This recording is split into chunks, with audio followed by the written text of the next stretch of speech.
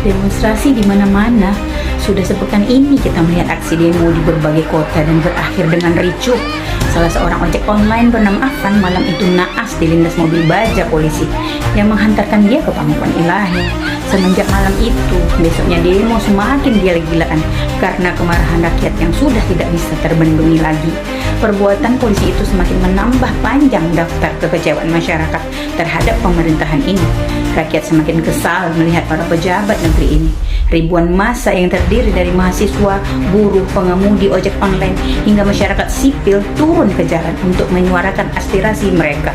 Demo besar-besaran ini dipicu oleh para anggota dewan yang berjoget-joget di gedung DPR seolah-olah meremehkan masyarakat Indonesia karena masyarakat keberatan mengenai tunjangan anggota DPR yang fantastis.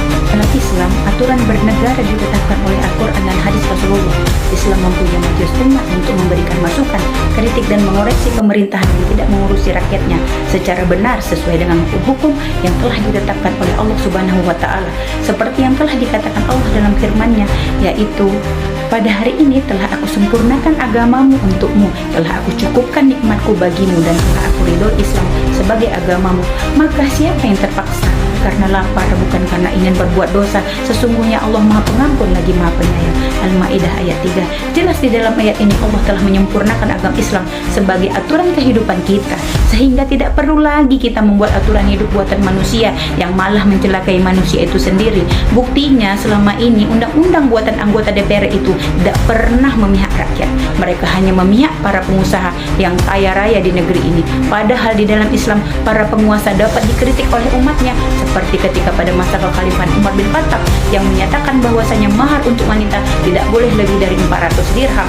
Lalu ada seorang wanita mengoreksi Khalifah Umar bahwasanya di dalam Al-Quran surat An-Nisa ayat 20 yang menyatakan lelaki tidak boleh mengambil sedikit pun maharnya kepada istrinya meskipun dalam jumlah banyak.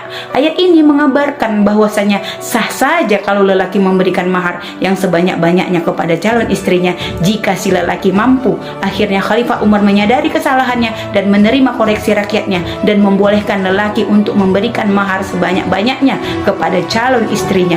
Begitulah ketika Islam memimpin suatu negeri, semua kritikan dan saran oleh rakyat diterima pemimpinnya. Bukan seperti sekarang ini, para pemimpin dan anggota DPR yang tidak mau dikritik dan diberi saran oleh rakyatnya, bahkan membuat hukum-hukum yang dibuat oleh manusia sehingga akhirnya menyengsarakan rakyatnya. Maka dari itu sepatutnya umat Islam kembali ke sistem Islam dalam naungan khilafah agar rakyat dapat didengar aspirasinya, dan yang pasti rakyatnya diurusi oleh khalifah yang mempunyai ketakwaan individu sehingga tidak akan semena-mena terhadap rakyatnya, dan insya Allah terjamin kesejahteraannya.